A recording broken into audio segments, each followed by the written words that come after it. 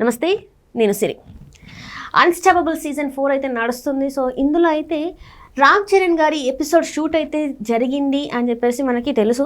So ఇందులో మరి అల్లు అర్జున్ గారికి అంటే ఏదైతే ఈ సంఘటన జరిగిందో దానికి సంబంధించి ఏమైనా ప్రశ్నలు సంధించారా లేదా అనే అంశం కూడా ఇప్పుడు చర్చనీయాంశమైంది. మరి నిజంగానే నిన్న జరిగిన షూట్లో మరి బాలకృష్ణ గారు అల్లు అర్జున్ గారి గురించి రామ్ చరణ్ గారిని అడిగారా లేరా అనే అంశాన్ని మనకి వివరించడానికి మనతో పాటు ఉన్నారు ప్రముఖ సీనియర్ జర్నలిస్ట్ యజ్ఞమూర్తి గారు.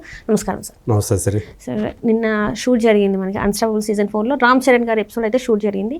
అందులో ఇప్పుడు ఏదైతే ఈ సంఘటన జరిగిందో దాని గురించి ఏమైనా ప్రశ్నలు సంధించారా లేదా ఏంటంటారు అసలు? Unstoppable with NBK.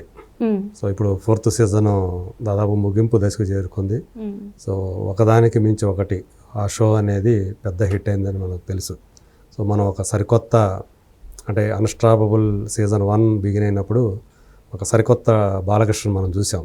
అప్పుడు దాకా ఆయన మీద ఉన్నటువంటి ప్రజలకు ఉన్నటువంటి ఇమేజ్ ఏదైతే ఉందో అది చాలా మారిపోయింది. సో ఈయనలో ఇంతటి జోవియల్ పర్సన్ ఉన్నాడా బాలకృష్ణలో అనేది అందరూ షాక్ అయిపోయినటువంటి సందర్భం.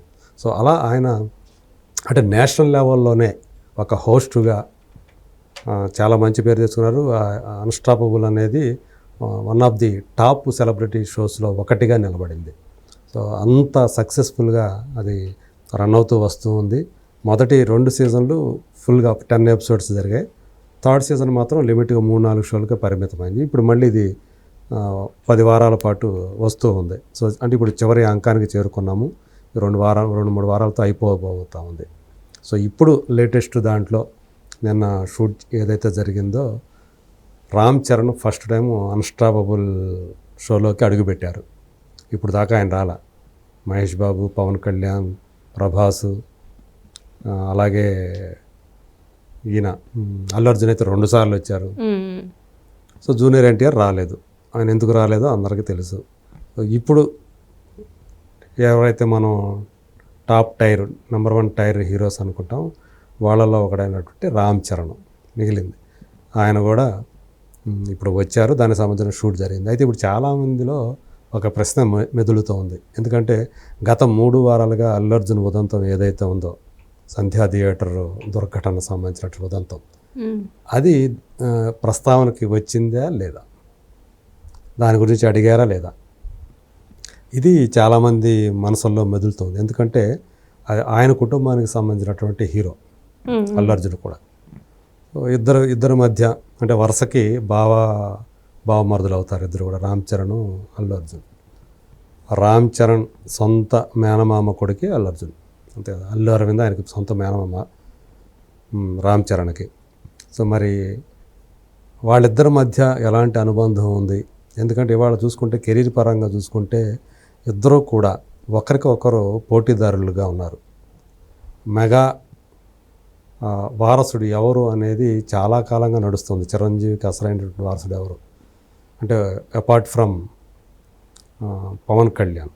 సో ఆయన అప్పుడు వచ్చినప్పుడు మెగాస్టార్ వారసుడిగానే వచ్చారు. తమ్ముడైనప్పటికీ కూడా ఆయన సక్సెస్ అయిపోయారు. సో కొడుకు తరంకి వచ్చేటప్పటికి ఇప్పుడు ఇద్దరి మధ్య బలమైనటువంటి పోటీ ఉంది. ఒకరు ఐకాన్ స్టార్గా ట్యాగ్ పొందారు, ఒకరు గ్లోబల్ స్టార్గా ట్యాగ్ పొందారు. మగధీర, RRR లాంటి సినిమాలతోటి ఇంకో లెవెల్కి వెళ్ళాడు. రంగస్థలంతో నటుడిగా కూడా ప్రూవ్ చేసుకున్నాడు రామ్ చరణ్. మరి అలాంటి ఈ ఇద్దరి మధ్య ఇప్పుడు పుష్పతో ఈయన ఎలాగ అయ్యాడో మనం చూసాం. ఐకాన్ స్టార్గా ఎలా ఎస్టాబ్లిష్ అయ్యాడో అల్లు అర్జున్. ఓకే. సో ఎందుకు అంటే ఇది ఎందులో టెలికాస్ట్ అవుతుంది? ఆహా అనేది ఎవరిది? అల్లు అరవింద్. అల్లు అరవింద్ అంటే దానికి బ్రాండ్ అంబాసిడర్ ఎవరు? అర్జునే. సో ఖచ్చితంగా వాళ్ళకి నెగటివిటీ తీసుకొచ్చే అంశాలు ఖచ్చితంగా ఉండే అవకాశాలు లేవు. సో ఇప్పుడు మళ్ళీ ఒకవేళ అడిగితే రామ్ చరణ్ ఏ సమాధానం చెప్తాడు?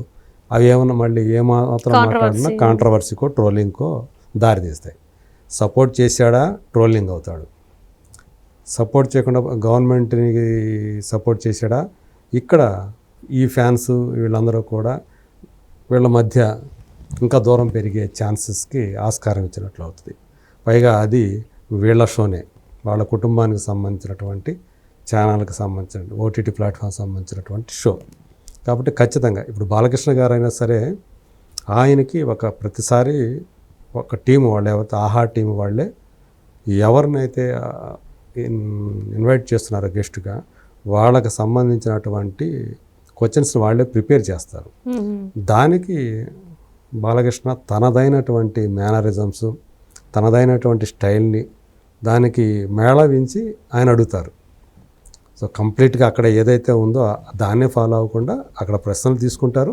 అలాగే తను అడగాల్సింది ఇబ్బంది పడకుండా అవతల వాళ్ళని, అలా ఆయన చాలా నేర్పుగానే ఆ షోని లాక్కొస్తూ ఉన్నారు. సో ఇక్కడ అందుగురించి ఇప్పుడు ఎట్లా ఉందంటే అల్లు అర్జున్ డైరెక్షన్లోనే ఈ స్క్రిప్ట్ అంతా కూడా ఆయనకి వెళ్ళింది. అసలు అల్లు అర్జునే అసలు బాలకృష్ణకి సంబంధించినటువంటి ఏదైతే క్వశ్చనైర్ ఉందో రామ్ చరణ్ అది అల్లు అరవింద్కి అల్లు అర్జున్కి కూడా వెళ్ళింది. వాడు ఓకే చేసిన తర్వాతనే అది బాలకృష్ణ గారి దగ్గరికి వెళ్ళింది అనేది ఒక టాక్ అయితే వినిపిస్తుంది. సో అందులో బహుశా ఖచ్చితంగా, ఎందుకంటే అల్లు అరవింద్కి ఇట్లాంటివి ఇప్పుడు ఎందుకంటే ఆయన కొంచెం లోలో ఉన్నారు ఇద్దరు కూడా, తండ్రి కొడుకులు ఇద్దరు కూడా. కాబట్టి ఇలాంటి టైంలో మరింతగా వాళ్ళు ఇంకా లోలోకి వెళ్ళాలని అనుకోరు. కాబట్టి అసలు అలాంటి అవాయిడ్ చేస్తే గొడవే ఉండదు. కానీ వీళ్ళిద్దరూ కూడా స్నేహితులా కాదా, ఇద్దరి మధ్య ఎలాంటి అనుబంధం ఉంది అనే విషయాలను మాత్రం బాలకృష్ణ అడిగినట్లుగా మాత్రం మనకు తెలుస్తుంది. అంటే కంప్లీట్గా అలానే అవాయిడ్ చేయకుండా ఈ విషయం అవాయిడ్ చేసి మనుషుల గురించి మాత్రం వాళ్ళ అభిప్రాయాల్ని అడిగినట్లుగా మనకి సమాచారం అందుతుంది. ఇందులో ఎంతవరకు వాస్తవం ఉంది, నిజంగా ఏమన్నా ఎక్కడైనా సరే అంటే చాలామంది ఏగర్గా వెయిట్ చేస్తూ ఉన్నారు.